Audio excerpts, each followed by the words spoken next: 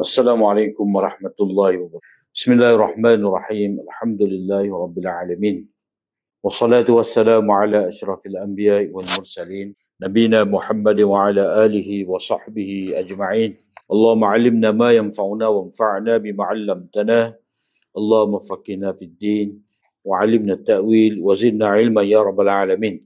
Rabbi shrah li sadri wa yassir li amri wa hlul 'uqdatam min lisani yafqahu qawli. Subhanaka la ilma lana illa ma 'allamtana innaka antal alimul hakim. Wala haula wala quwwata illa billah. Kita sambung hadis 183 ke surat 307. Wa bi qala haddatsana Humaid bin Mas'adah qala haddatsana Khalid bin al-Harith qala haddatsana Sa'id an Qatadah an Safwan ibn Muhriz al-Mazini qala bainama nahnu ma'a Abdullah bin Umar wa huwa yatufu bil bait idh arada lahu rajul faqala ya ibn Umar salah bagi itu faqala ya ibn Umar kaifa sami'ta Rasulullah sallallahu alaihi wasallam yadhkuru fi najwa qala sami'tu Rasulullah sallallahu alaihi wasallam yaqul yudna al-mu'minu min rabbih yawmal qiyamah hatta yad'a alaihi kanafah thumma yuqarriruhu bi dhunubihi hal ta'rif fayaqulu ya rabb a'rif hatta idza balagha minhu ma syaa Allahu an yablugha qala inni satartuha 'alayka fid dunya wa anna aghfiruha lakal yawm qala thumma yu'ta sahifata hasanati wa kitabahu bi yaminihi qala wa ammal kafir aw al munafiq fayunada 'ala ru'usil ashhad qala Khalid fil ashhad shay'un min inqita' haula'i alladhina kadzabu 'ala rabbihim ala la'natullahi 'ala zalimin. Dengan sanadnya Imam Ibnu Majah meriwayatkan daripada Safwan bin Muhriz al-Mazini. Katanya ketika kami bersama Abdullah bin Umar dan ketika itu beliau sedang tawaf di Baitillah, tiba-tiba seorang lelaki menghampirinya, mari letak dia, mari dekat dengan dia, lalu berkata, wahai Ibnu Umar, bagaimanakah yang kamu dengar Rasulullah sallallahu alaihi wasallam menyebut tentang bisikan, yakni an-najwa, bisikan an-najwa. Beliau menjawab, aku mendengar Rasulullah sallallahu alaihi wasallam bersabda, orang mukmin akan didekatkan kepada Tuhannya pada hari kiamat sehingga dia, yakni Allah, meletakkan tirai ke atasnya, kemudian dia akan menanyakan pengakuan. Maknanya Allah Taala akan tanya sehingga dia mengakui tentang dosa-dosanya. Apakah kamu mengenalinya? Maka dia menjawab, ya, wahai Tuhanku, aku mengenalinya, yakni aku mengakuinya sehinggalah apabila dia telah mengakui apa yang dikehendaki oleh Allah untuk dia mengakui. Mana Allah Ta'ala tanya satu-satu siapa mengikut kehendak Allah Ta'ala, masyaallah ayyabluga. Mana Allah Ta'ala tanya siapa dia nak tanya. Dia berfirman, sesungguhnya aku telah menutupinya, merahsiakannya untuk kamu di dunia. Yang tidak didedahkan kepada siapa-siapa dosa-dosa kamu itu, dan aku akan mengampuninya untuk kamu pada hari ini. Kemudian dia, pada orang mukmin itu, akan diberikan lembaran amalan kebaikannya dengan tangan kanannya. Baginda bersabda lagi, adapun orang kafir atau munafik, maka akan disuruh di hadapan semua orang yang menyaksikan. Khalid berkata, mana perawi kita ni, Khalid bin Al-Harith berkata, pada lafaz al-ashhad, di hadapan semua saksi terdapat sedikit keterputusan sanad, mana sanad dia tidak muttasil bahagian ni. Lalu diumumkan, itu Allah Ta'ala berfirman, haula'i alladhina kadzabu 'ala rabbihim ala la'natullahi 'ala zalimin. Inilah orang-orang yang berdusta terhadap Tuhan mereka. Ingatlah, laknat Allah menimpa orang-orang yang zalim. Surah Hud ayat 18. Jadi ini juga ada hadis yang mensabitkan perkara yang diingkari oleh golongan Jahmiyah. Dalam hadis ini terdapat perkara-perkara yang diingkari oleh golongan Jahmiyah. Itu hadis-hadis sifat. Secara sepintas lalu kita lihat dalam hadis Nabi SAW mensabitkan bahawa Allah Ta'ala itu dekat dengan hambanya. Hambanya itu didekatkan kepada Tuhannya. Maknanya Allah.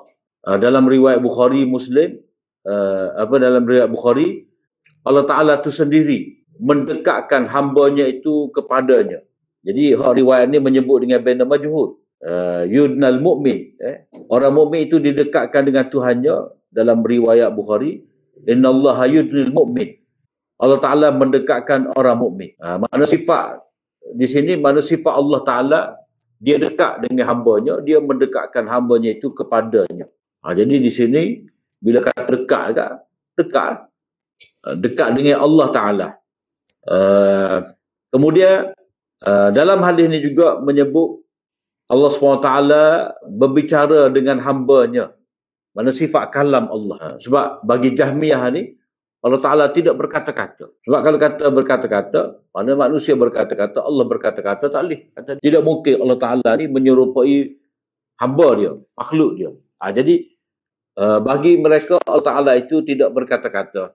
Jadi ini hadis ni mensabitkan bukan setakat Allah Ta'ala itu berkata-kata, bersoal jawab dengan hambanya, tetapi Allah Ta'ala berbicara dengan dekat sekali. Itu berdasarkan kepada lafaz an-najwa. Mana berbisik. Maknanya najwa ni bisik ni mana dekat betul-betul lah. Orang yang ketiga tidak dengar. Itu makna najwa. Jadi hadis ini mensabitkan sifat Allah Ta'ala, iaitu Allah Ta'ala dekat dengan hambanya dan juga Allah Ta'ala berbisik ataupun berbicara, berdialog dengan hambanya itu di hari kiamat. Jadi ini dua sifat yang sabit bagi Allah SWT yang nak dihujahkan oleh Imam Ibn Majah terhadap golongan Jahmiyah. Jadi cerita daripada hadis ni, Safwan bin Muhriz berkata, mana dia pergi, dia bersama dengan Ibnu Umar. Dia bersama dengan Ibnu Umar ketika tawaf di Baitullah. Tiba-tiba ada orang mari tanya. Mana yang di sini bertanya masalah ketika tawaf ni tak apa. Mana boleh kecek. Boleh kecek. Pada ketika tawaf ni, cuma bila bercakap tu, fala yaqulanna illa khaira. Dalam hadis, at-tawafu bil bait salatun. Illa an, tawaf di Baitullah itu adalah solat. Cuma dibenarkan untuk kamu itu berkata-kata. Tetapi bila kamu berkata-kata, maka janganlah kamu berkata-kata malaikat benda yang baik. Jadi orang ni mari tanya kepada Ibnu Umar ni, mana dia tanya hadis. Mana itu tidak menghalang daripada Ibnu Umar untuk jawab. Dan Safwan ada sekali ni dia boleh dengar riwayat ni. Maknanya ketika tawaf ni, mana tidak menjadi masalah, mana tidak semestinya seseorang itu tawaf tu dia semata-mata zikir ke, berdoa ke, mengikut keperluan lah, mengikut. Tapi tidak semestinya orang tu baca Quran. Ada juga baca Quran tu dah. Tapi hak sesuai lah dengan amal ketika kita tawaf tu. Ada setengah orang tu dia siap dah. Doa pertama, pusingan pertama doa untuk diri dia, pusingan kedua doa untuk bini dia, pusingan ketiga doa untuk anak dia, pusingan macam-macam dia buat. Tu tak perlu tetapkan lagu tu. Terserah pada kita nak doa apa-apa yang kita hajat. Jadi dia tanya kepada Ibnu Umar, Rasulullah SAW ada sebut apa tentang an-najwa ini. Mana ini menunjukkan kepada kita bahawa orang yang tanya ni, dia dapat tahu bahawa hadis ni ada pada Ibnu Umar. Mana dia nak mari kata sama hadis ni, nak sabit dengar untuk mengesahkan. Ataupun mungkin dia dengar hadis ni daripada tabi'in yang lain.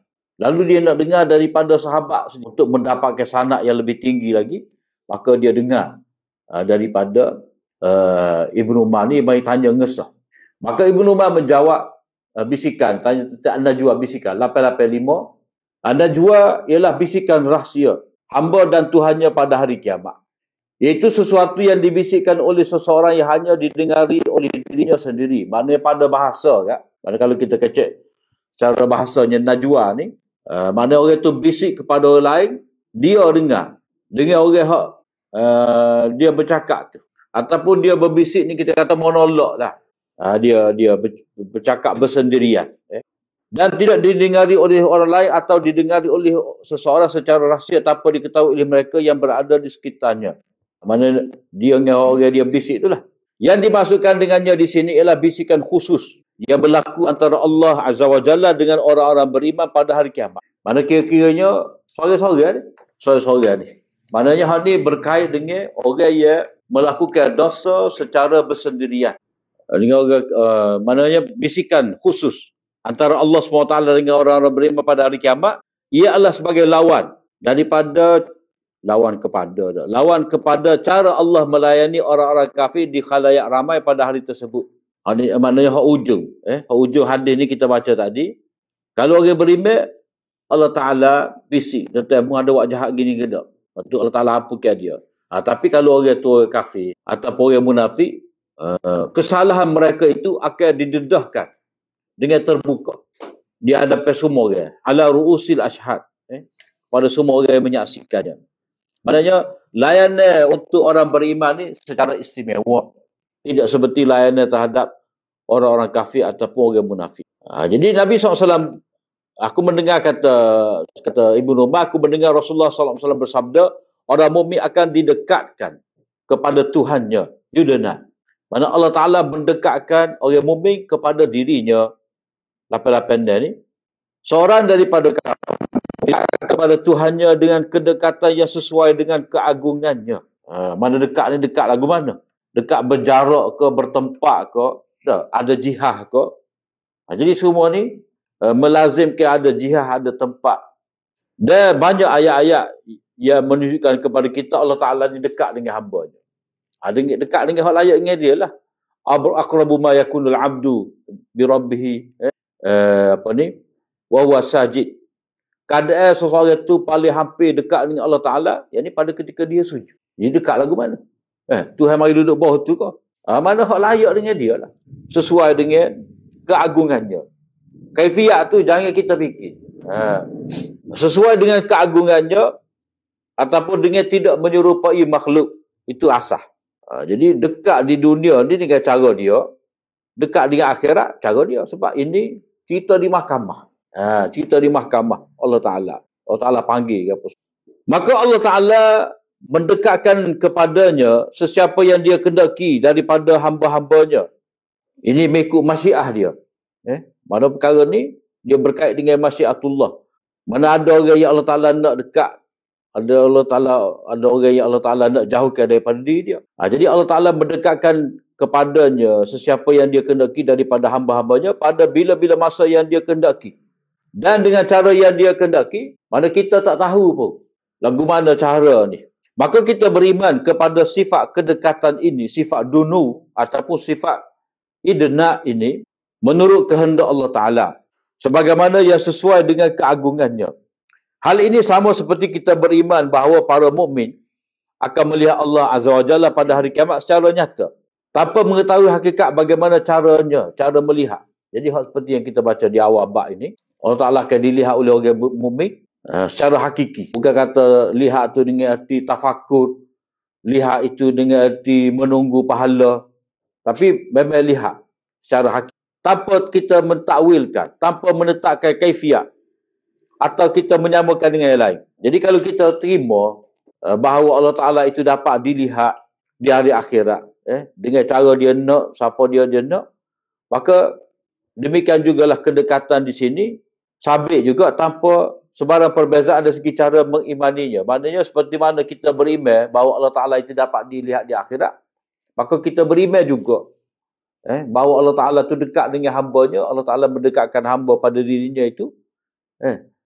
Dengan cara sesuai dengan keagungannya. Yang kita tidak tahu cara macam mana. Sehingga dia meletakkan tirai ataupun kanaf. Ke atasnya, ke atas hamba-Nya. Perkataan kanaf dalam hadis ini itu dengan makna dalam bahasa Arab bermakna pelindung, penghadan dan dekat dengan sisi. Itu antara makna kanaf. Maksudnya di sini ialah bahawa Allah menutupi hamba-Nya dengan perlindungan rahmat daripada dilihat oleh makhluk lain. Dengan tujuan hikmah dia apa? Tidak terbongkar aibnya di hadapan mereka lalu dia mendapat kehinaan. Mana Allah Ta'ala tutup dia dengan penutup dia. Jadi Allah Ta'ala jaga hamba. Itu maksud dia. Maknanya ketika Allah Ta'ala mari rapat dengan hamba-Nya itu, dia pun tutup. daripada hambanya itu dilihat oleh orang lain. Mana nak nyatakan di sini bahawa dialog berikut ni, apa yang Allah SWT tanya dengan menyebut, membacakan kepada hamba ni satu persatu kesalahan-kesalahan dia pernah buat ni, sehingga orang lain tidak dapat tahu, tidak dapat lihat. Jadi Allah Ta'ala tanya kepada dia tu dosa-dosa pernah dia buat satu demi satu. Adakah kamu mengenalinya? Kamu tahu ke dosa yang pernah kamu buat ni?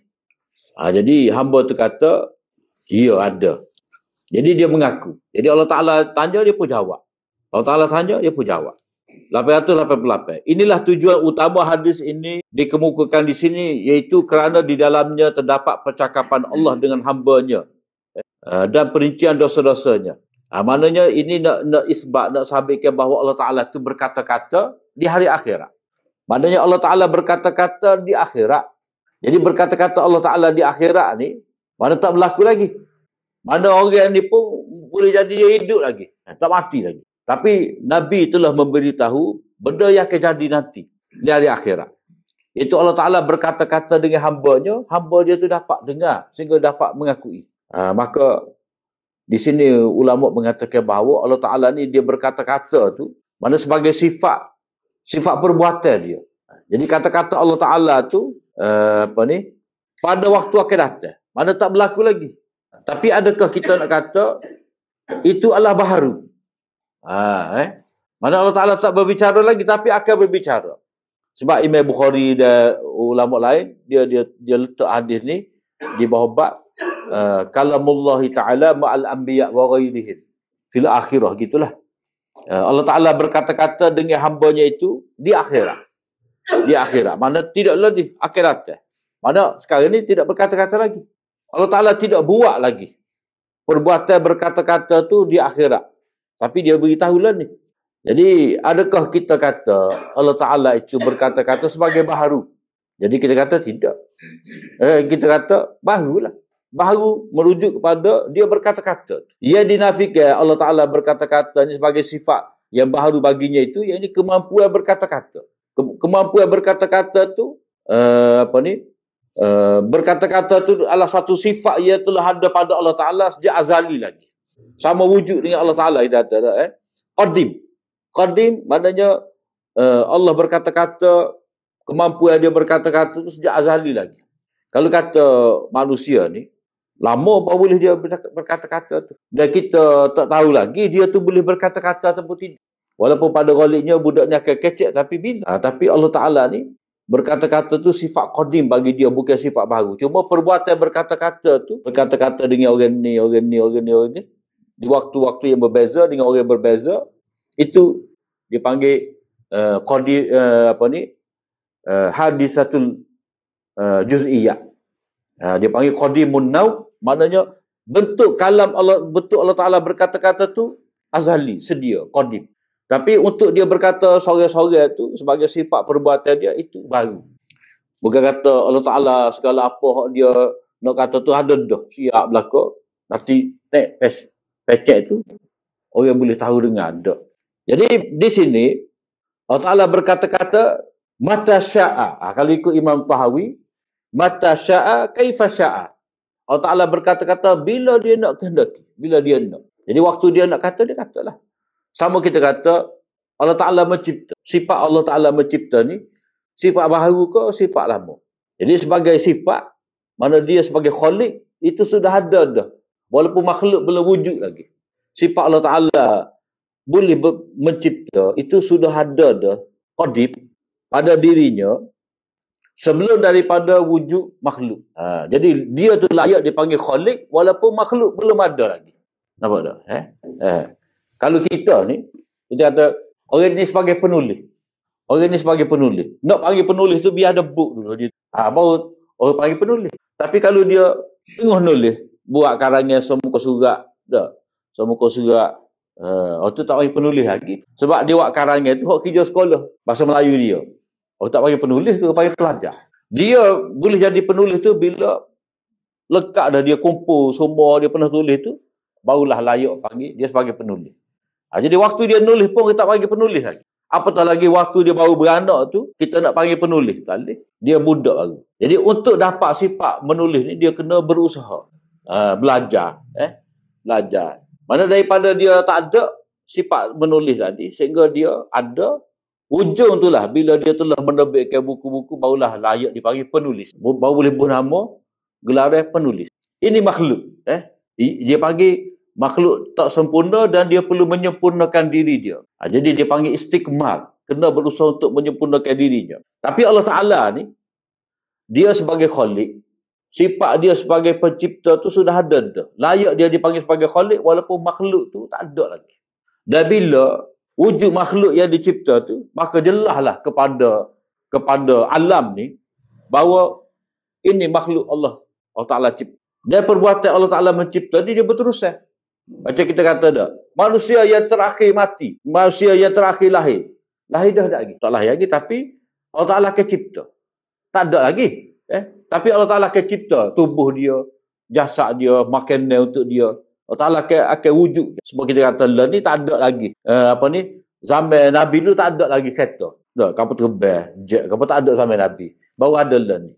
Learn ni baru ada tu, siapa cipta? Allah cipta lah. Jadi perbuatan tu dipanggil perbuatan buat tu baru buat. Baru berlaku. Tapi sifat mencipta tu itu sifat azali. Sifat qadim bagi Allah Ta'ala. Jadi kalau kita kata sifat tu baru ada setelah ada makhluk, maknanya Allah Ta'ala pernah tidak ada sifat. Mana pernah dia kurang. Itu tak layak bagi Allah. Maknanya dia kurang perlu kepada kesempurnaan ni, dia kena istikmal. Berusaha kepada sempurna. Itu mustahil. Sebab Allah Ta'ala ni, dia dengan zat dia, sifat dia, perbuatan dia tu kamal, sempurna sejak azali lagi. Manusia dia panggil istikmal, dia kena berusaha menjadi sempurna. Jadi Allah Ta'ala berkata-kata ni sebagai sifat dia akan berkata-kata mata sya'a, dia akan berkata-kata dengan hambanya kaifa sya'a. Nak bercakap lagu mana? Bercakap daripada dekat ke jauh ke, di balik tabir ke, tak ada tabir ke, itu mengikut cara dia nak. Yang tidak serupa dengan makhluk. Macam Allah Ta'ala bercakap dengan Nabi Musa. Wa kallamallahu Musa taklima. Memang Allah Ta'ala berbicara dengan Nabi Musa tu. Ada kata Allah Ta'ala letak pada pokok tu, pokok berbicara. Jadi macam mana pokok tu boleh kata innani anallah? Kalau kata Allah Ta'ala letak kalam dia situ. Sehingga pokok tu boleh sebut kalam Allah. Lalu dia kata innani anallah. Jadi Nabi Musa kata, hak ni kau Tuhan aku. Kalau gitu. Tapi Nabi Musa tak kata lagu tu. Jadi bila Nabi Musa tak kata lagu tu, hak Nabi Musa tu dengar memang kalam Allah. Lepas tu hak dengar tu, orang panggil suara ke tidak. Daripada sinilah ada perselisihan di kalangan ahli kalam ni. Allah Ta'ala berkata-kata tu, kata-kata dia tu bersuara ke tidak bersuara, berhuruf ke tidak berhuruf. Tapi yang didengar oleh Nabi Musa itu memang kata-kata Allah, kalam dia. Cuma cara Asy'ariyah ni, dia kata Allah Ta'ala berkata-kata, kalam dia tu kalam, tidak kalam lafzi, tapi kalam nafsi, kalam diri. Jadi hak kalam lafzi ni dia hanyalah ungkapan ibarat kepada kalam diri. Ungkapan kepada kalam yang ada dalam diri. Macam kita kata, aku berkata dalam diriku. Kita tengok orang tu, kita rasa nak marah. Tapi tak tubik lagi, tapi dalam hati tu berasa nak marah. Lepas tu, bot tu kita tubik, barulah kita ungkapkan kalam kita tu, kalam lafz. Kalau ada dalam diri kita ni, masih lagi makna. Kita tak ayat lagi. Tak ada lafaz lagi. Ada dah makna dalam hati kita marah ke dia. Oleh kerana kita tak boleh dah, kita pun tubik dengan mulut kita. Jadi, daripada kata-kata dalam diri kita tu, keluar daripada mulut kita. Dengan lafaz, maka orang yang kita nak marah tu dengar kemarahan kita. Masa dalam hati kita tu dia tak tahu kita marah. Dia tak tahu kita marah. Tapi bila bawa kita tubik, sebab sahaja kita keluarkan kata-kata kita, maka dia pun tahu kita marah. Sebab apa? Sebab dia dengar apa kita kata. Apa kita kata tu suara. Orang panggil suara. Nak panggil apa ni? Suara. Tapi apa ni? Orang Asy'ariyah ni dia kira Allah Ta'ala berkata itu pada nafsi, pada diri. Hak ungkapan itu hak disampaikan oleh orang, oleh malaikat. Sebab apa? Sebab bagi dia kalam Allah Ta'ala ni dia tidak bersuara, tidak berhuruf. Tidak bersuara, tidak berhuruf. Kenapa? Kerana jenis bersuara, jenis berhuruf, jenis hawadis, jenis benda baharu. Dia tidak mungkin bagi Allah Ta'ala ni hawadis, benda baharu. Benda baharu ni maksudnya setiap benda yang berubah-ubah. Dan benda yang berubah-ubah ni orang panggil arak. Arak bagi tak kekal. Jadi bagi mereka dia tidak terima Allah Ta'ala ni berkata-kata dengan suara dengan huruf, sebab suara tu mana ada angin. Suara ni perlu kepada angin. Jadi angin ni mari daripada mana? Kalau kita ada rongga. Dia ada rongga. Keluar, kita tolak tubik. Lepas tu nak tubik tu, kalau tubik angin saja, gitu je. Dah. Tapi boleh menentukan ni bunyi lagu mana, bunyi lagu tu, lagu ni. Dia perlu kepada tempat keluar. Mana suara tu dia gimana. Kalau kita gaji makharij huruf, kita gaji tempat keluar huruf dalam tajwid ni, dia ada halkum. Dia ada atas ni gigi kacik depan dah. Ada bahagian lidah kita letak mana dah.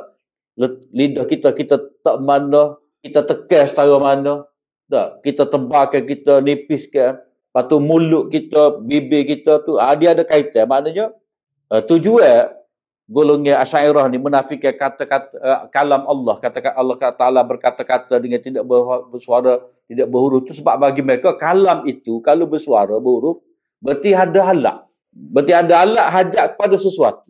Maknanya kalau kata ada suara, makna berhajat pada angin. Kalau kata kalam Allah Ta'ala tu, Allah Ta'ala berkata-kata dengan ada huruf, berarti Allah Ta'ala nak kepada tempat keluar huruf. Mana ada gigi. Ada gigi, ada bibir, ada lidah, ada halkum. Biar gigi habis situ. Itu kalau kita melazimkan. Kalau kita kecek cara lazim, mana kalau ada suara, maknanya ada gigi, ada tempat keluar huruf, ada anggota. Tuhan tidak lagu tu. Jadi mudah kerak petai lagi. Mana bagi Asy'ariyah ni, dia kerak petai lagi, tidak bersuara, tidak berhuruf. Sebab bagi mereka itu akan melazimkan alat. Akan melazimkan anggota. Tapi ahli hadis ni, bagi mereka, bila kata Allah Ta'ala berkata-kata tu, kita letak tarif. Allah Ta'ala berkata-kata, mata sya'a, kaifa sya'a. Allah Ta'ala berkata-kata, bila dia nak, tidak terikat dengan waktu, dan cara dia nak, layak dengan keagungan dia, maka tak timbullah keserupaan. Hak timbul keserupaan ni pada fikiran kita je. Dalam istilah dia panggil, mushtarak, al-ishtirak fi zihni. Persamaan pada fikiran kita. Persamaan pada fikiran kita ni, sebenarnya hakikatnya benda tu tak wujud dalam luar, dalam realiti. Jadi orang mati kata itu fi zihni, la fil kharij. Maknanya hak terbayar pada kita. Kalau Allah Ta'ala ni berkata-kata, dia ada gigi, dia ada lidah, hak tu kita bayar. Bukan realiti je. Maknanya kalau kata kalam Allah bersuara berhuruf, sehingga kita dengar, ataupun sehingga Nabi Musa dengar, Nabi SAW dengar, orang mukmin dengar di akhirat. Kalau tidak bersuara, tidak berhuruf, kita nak panggil ke? Panggil suara huruf jugalah. Cuma tak serupa. Tak serupa dengan hak kita. Cuma bagi Asy'ariyah ni, bila kata suara huruf, terbayarlah ni. Terbayar pada fikiran, ada serupa. Jadi kita kata, hak terbayar, hak serupa tu pada minda. Fi zihni, pada akal, pada fikiran. Bukan pada luar. Hak luar ni memang tak serupa. Cuma pesen dia ada. Kalau kata hak Nabi Musa dengar, dah. Hak Allah Ta'ala, hak Allah Ta'ala berbicara dengan mukmin di akhirat, hak layak dengan Allah. Hak sesuai dengan keagungan dia, dengan tidak serupa dengan makhluk. Jadi kita letak telai ubat petai lagi, laisa kamitslihi syai'. Telai tu, jadi tak adalah terbayar gapo-gapo tu. Jadi hak terbayar tu dia panggil ishtirak fi zihni. Hanya serupa pada fikiran kita, tak ada pun pada realiti fil kharij. Alik luar ni tak ada. Jadi Allah Ta'ala dekat dengan dia dah, tanya dia sehingga dia mengaku. Kemudian Allah Ta'ala kata, aku tutup. Aku telah menutupinya atasmu di dunia. Maknanya aku tutup sehingga orang tak tahu maksiat tu kamu buat di dunia. Tak ada siapa tahu. Kamu ataupun kamu dengan orang tertentu je. Dan pada hari ini aku mengampunkan untuknya. Mana sasa tu Allah Ta'ala sebut. Jadi benda ni dibicarakan oleh Ta'ala ni bukan dalam bentuk makna. Kalau bentuk makna ni maknanya penyerapan lah. Ataupun makna ni ada. Dipindahkan, kalau kita bayangkan lah. Kalau kita nak pakai lazim, nak pakai akal ni, takhayul ni. Mana kalau kata Allah Ta'ala berkata-kata dalam dirinya, hamba tu tahu lagu mana? Apakah pemindahan makna tu menyerap pergi dalam hamba ni, ataupun daripada Allah Ta'ala pergi kepada malaikat dalam bentuk makna, malaikat serap makna. Lepas tu malaikat pun sebut apa Allah Ta'ala nak tu kepada hamba, baru hamba tahu. Jadi tak direct tu. Jadi sebut dekat tu lagu mana perlu pada malaikat yang menyerap makna, kemudian baru malaikat memberitahu pada hamba. Padahal duduk tu dekat. Tapi Asy'ariyah ni dia tahu juga di sini dengan mengatakan bahawa dekat ni makna rahmat Allah Ta'ala tu dekat dengan dia. Rahmat tu dekat dengan dia. Jadi ada takwil lah bagi mereka tu. Tapi bagi kita tidak perlu pada takwil, sebab kita kata dekat dengan selayaknya dia berkata-kata dengan hambanya itu dengan cara dia. Sesuai dengan keagungannya, tidak serupa dengan makhluk. Hal ini sangat jelas menunjukkan bahawa Allah berbicara kepada hamba-hambanya pada hari kiamat dan dia berkata-kata dengan mereka dalam bentuk percakapan yang mengandungi perhitungan hisab. Maknanya butiran perbicaraan Allah Ta'ala dengan hamba dia tu pasal apa? Nak hitung amal dia buat. Dan perincian nikmat-nikmatnya ke atas mereka. Maknanya Allah Ta'ala sebut, aku beri kamu kan mata, telinga, aku beri kepada kamu harta, satu-satu nikmat-nikmat yang Allah Ta'ala telah berikan kepadanya, Allah Ta'ala sebut. Dia panggil imtinan. Imtinan ni kalau bahasa kasar kan, Allah Ta'ala ukit lah, ataupun payah ke tak boleh kita nak ukit. Maknanya sebut kembali kepada hamba dia tu, apa dia beri. Mana kalau kita, sama kita jadi ukit. Seorang ayah, dia sebut kepada anak dia ni, aku besar kamu ni habis pitih aku. Sehari-hari 10 ya atas kelik, pergi atas, pagi atas, tengah petang ambil, tunggu ambil dah. Malam atas tuition pula. Tu anak kata, tak suruh ukit lah. Mana tak comel. Tapi Allah Ta'ala sebut nikmat kepada hamba dia satu persatu, nikmat-nikmat dia kepada hamba dia satu persatu ni untuk menghitung hambanya itu. Kepada dalam surah Al-Qari'ah tu, Allah kumutakassir lah. Summa la tus'alun yawma idzin 'anil na'im. Surah apa ni? At-Takatsur. Surah At-Takatsur. Summa la tus'alun yawma idzin 'anil na'im. Kemudian kamu akan ditanya, pasti kamu akan ditanya tentang nikmat. Jadi dalam hadis ni Nabi menyebut Allah Ta'ala menyebut dosa-dosa dia buat. Kemudian dalam hadis yang lain ada menyebut Allah Ta'ala sebut kepada dia tu satu persatu nikmat yang dia telah berikan kepada hambanya. Allah Ta'ala tanya, buat lagu mana? Kalau harta kan? Harta ni mari mana? Bagaimana? Fima anfaqta. Pada apa kamu belanjakan? Kemudian serta dosa-dosanya. Maknanya Allah Ta'ala nak bercakap dengan hambanya ikut kehendak dia atas butir apa yang dia nak bercakap, dia akan bercakap. Dan dia juga berbicara kepada mereka dalam perkara-perkara lain, maknanya sesuai dengan kehendak dia. Petunjuk daripada hadis ni sangat jelas dan tegas berhubung perkara yang ingin dibuktikan melaluinya, iaitu bahawa Allah berbicara apabila dia menghendaki dengan apa yang dia kehendaki, dan dia berbicara kepada sesiapa yang dia kehendaki daripada hamba-hambanya. Jadi inilah hak tarif sifat berkata-kata bagi Allah Ta'ala yang ditegaskan oleh Imam Tahawi dalam akidah dia tu, akidah Tahawiyah dia tu. Jadi sama ada sebagai memuliakannya, mana Allah Ta'ala berbicara dengan hamba dia sebab nak memuliakan, sebab dia beriman. Allah Ta'ala panggil dia, berbicara dengan dia, ataupun Allah Ta'ala nak menyebut nikmat kepadanya, imtinan tadi, sebagai ancaman atau celaan dan sebagainya. Maka sesiapa yang mengingkari hal ini, mana kalau orang tak percaya, mana dia tolak hadis ni, dia tak terima hadis ni, dan dia telah menempuh jalan selain daripada jalan orang beriman. Maknanya wayat tabi ghayra sabilil mu'minin. Dia ambil jalan bukan jalan orang beriman. Jadi jalan orang beriman ni, jalan ni lah, jalan menerima hadis-hadis yang sahih, seperti yang Nabi kata, ma ana alaihi wa ashabi.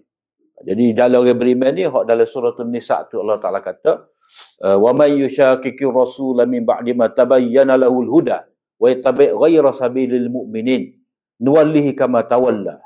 Sesiapa yang menyanggahi, Nabi kata gini, dia kata gini. Nabi kata gini, dia kata gini. Dah. Maknanya tidak ikut sunnah Nabi lah. Kemudian wa yattabi' ghayra sabilil mu'minin, dia tidak ikut jalan orang beriman. Jadi kalau sebut Nabi tu orang beriman, tak ada dah lain, sahabat. Jadi kita kena etikad seperti mana dalam hadis Nabi, dan itulah yang diterima oleh sahabat. Jadi baru kena dengan ahli sunnah wal jamaah. Mana sunnah tu sunnah Nabi, jemaah tu jemaah sahabat lah. Takkanlah sunnah Nabi, lepas tu jemaah arus perdana masyarakat setempat. Masyarakat kita steering sebelah kanan. Kemudian dia akan diberikan lembaran amal kebaikannya. Nombor 889 ni. Zahir hadis ni menunjukkan bahawa soalan tersebut adalah berkenaan dosa-dosa yang tidak diketahui oleh manusia di dunia. Mana antara dia dengan Allah Ta'ala. Ataupun kalau dia buat maksiat, dia dua orang. Tak ada siapa tahu. Dia nak bertaubat tapi tak sempat bertaubat ke, ataupun dia mati dalam keadaan tidak bertaubat ke, tapi Allah Ta'ala dengan murah hati tutup salah dia tu, tak ada siapa tahu. Jadi zahir hadis ni menunjukkan dosa ni tak ada siapa tahu. Sebab dari segi kaedahnya kemukaan Allah Ta'ala tu lebih besar kepada orang buat dosa dengan terbuka. Dipanggil mujahir. Itu kita akan sebut dalam muka surat 311. Orang buat dosa dengan terbuka. Kullu ummati mu'afan illal mujahirin. Jadi zahir daripada hadis ni, dosa-dosa tu dosa peribadilah. Orang tak ada siapa tahu. Berdasarkan kepada firman Allah Ta'ala dalam hadis itu, Allah, aku telah menutupinya daripadamu di dunia. Namun ia juga boleh difahami sebagai umum meliputi semua dosa, termasuk yang diketahui oleh makhluk, dengan syarat bahawa penutupan itu dianggap sebagai kiasan kepada tidak dikenakan hukuman. Maknanya ada. Allah Ta'ala tutup. Tak buka kes. Mana ada dia pernah buat satu maksiat dengan terbuka ni. Tapi bila di akhirat, Allah Ta'ala tidak baca ke, tidak bicarakan kes dia tu di hadapan khalaik yang ramai, Allah Ta'ala bicara dengan dia secara sulit. Itu ada kemungkinan.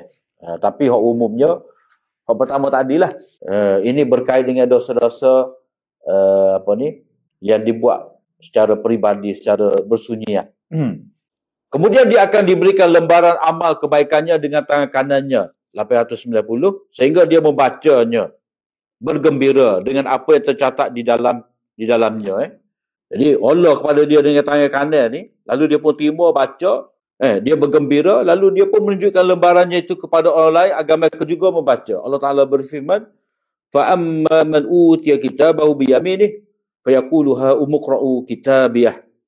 Bergembira tu wa yanqalibu ila ahlihi masrura, dalam surah lain, surah Insyiqaq. Kita ambil surah ni lah. Maka sesiapa yang diberikan menerima kitab amalnya dengan tangan kanannya, maka ia akan berkata dengan sukacitanya kepada sesiapa yang ada di sisinya, nah, bacalah kamu kitab amalku ini. Macam orang boleh Rizak periksa lah. Habis grup WhatsApp dia tunjuk. Dia punya Facebook dia. Dia tunjuk habis. Maknanya, tengok baca ni. Rizak kawal lagu ni. Jadi kegembiraan tu, dia berkongsi bersama dengan orang ada sekeliling dia. Baginda bersabda lagi, ada pun orang kafir atau munafik, atau di sini dia panggil tanwi', maknanya jauh belaka. Orang munafik pun lagu ni, orang kafir pun lagu ni juga. Bukan kata perawi itu syok. Au dengan mana atau ni dalam hadis ni biasanya ada dua makna lah. Satu dengan makna perawi itu syok dalam menentukan lafaz hadis yang dia terima daripada guru dia, ataupun ini untuk pelbagai. Maknanya kedua-dua pihak ni ada belaka. Maknanya Allah Ta'ala kata pada kafir pun jala, Allah Ta'ala kata pada munafik pun jala juga. Maka akan disuruh di hadapan semua orang yang menyaksikan. Semua orang yang menyaksikan ini yang dimaksudkan dengan ashad ialah para malaikat pencatat. Dia panggil hafazah. Demikian menurut Mujahid dan selainnya. Menurut Al-A'mash, mereka adalah para malaikat. Mana para malaikat ni malaikat umum lah. Kalau kata malaikat pencatat khusus. Ad-Dhahak pula berkata mereka adalah para nabi dan rasul. Dan dalilnya ialah firman Allah Azza wa Jalla, fa kaifa idza ji'na min kulli ummatin bi syahid wa ji'na bika 'ala haula'i syahida. Maka bagaimana keadaan mereka apabila kami datangkan dari setiap umat seorang saksi dan kami datangkan engkau sebagai saksi ke atas mereka. Mana nabi pun menjadi saksi untuk membela nabi-nabi yang terdahulu. Ada juga yang berkata mereka ialah para malaikat, para nabi serta para ulama yang telah menyampaikan risalah-risalah. Dan Qatadah berkata yang dimaksudkan ialah seluruh makhluk. Mana sahabat lah. Kemudian pada waktu itu diumumkan firman Allah Ta'ala, haula'i allazina kadzabu ala rabbihim ala la'natullahi ala zalimin. Inilah orang-orang yang berdusta terhadap Tuhan mereka. Ingatlah laknat Allah menimpa orang-orang yang zalim. Jadi ayat ni disebutkan dalam hadis ni dengan ringkas lah. Tapi kalau kita kira dia segi dia punya konteks ayat ni dia panjang sikit depan. Faman azlamu mimman iftara 'ala Allahi kadhiba. Jadi orang yang berdusta ni orang yang berdusta ni berdusta ke atas Tuhan mereka. Mana Allah Taala sebut dalam ayat surah Hud ni, siapakah yang lebih zalim dirinya daripada orang kafir ni yang membuat pendustaan atas nama Allah Taala. Maka pada hari kiamat mereka tu akan diseru, akan diberi diisytiharkan, lalu para malaikat berkata, itulah orang-orang yang berdusta atas nama Tuhan mereka. Mereka ini orang yang paling zalim lagi, tidak ada yang lebih zalim daripada mereka ini. Kenapa? Kerana mereka telah menuduh Allah dengan dusta, dengan berkata kepada berhala mereka, ini adalah perantara kami di sisi Allah. Haula'i syufa'una indallah. Maknanya penyembah-penyembah berhala dia kata, kita sembah ni, ruh kita sembah ni, atau berhala ni, batu nesar ni, kita duduk dakak ni lah pemberi syafaat pada kita ni. Tolong kita menjadi perantara kita di sisi Allah Ta'ala. Maknanya kita tak ada gapo amal ni, kita hanya gantung dengan Tok Wali kok mati. Dia lah akan tolong menyelamatkan kita. Jadi siapa? Bila Allah Ta'ala lantik mereka tu sebagai pemberi syafaat yang dapat menyelamatkan kita. Jadi itu bohong. Kerana Allah Ta'ala tidak pernah melantik ejeng-ejeng seperti ini, wakil-wakil seperti ini. Dan juga dengan mereka berkata, mereka adalah anak-anak perempuan Allah. Orang musyrikin Mekah kata, Allah Ta'ala yang ada anak-anak perempuan. Serta mereka mengingkari Al-Quran, lalu menyandarkan kepada selain Allah. Maknanya, bila Nabi membacakan Al-Quran kepada mereka, mereka kata, ni bukan kalam Allah. Ni rakaat Muhammad. Ni Muhammad belajar daripada orang Rom. Ni sihir yang Muhammad baca. Mereka tidak mahu terima itu kalam Allah. Itu pembohongan yang mereka buat terhadap Allah Ta'ala. Mereka tidak mahu terima kalam Allah itu sebagai kalam yang benar. Maka disebab itulah Allah Ta'ala istihar di sini. Ala la'natullah. Ingatlah la'nat Allah. Jadi la'nat ni apa? Mana jauh daripada rahmat. Asal mana la'nat? Jauh daripada rahmat. 893. Sebagaimana orang beriman menjadi dekat dengan Tuhannya, maka orang yang kafir dijauhkan daripada mendapat rahmat Allah. Laknat Allah menimpa orang-orang yang zalim. 894. Orang-orang zalim ialah golongan yang mensyirikkan Allah dengan menyandarkan kepada Allah sesuatu yang tidak layak dengan keagungannya. Seperti dalam ayat itulah, inna syirka la zulmun azim. Keagungan betul tu. Keagungannya. Keagungan dirinya. Buahnya ejah buah kemudian pedoman hadis.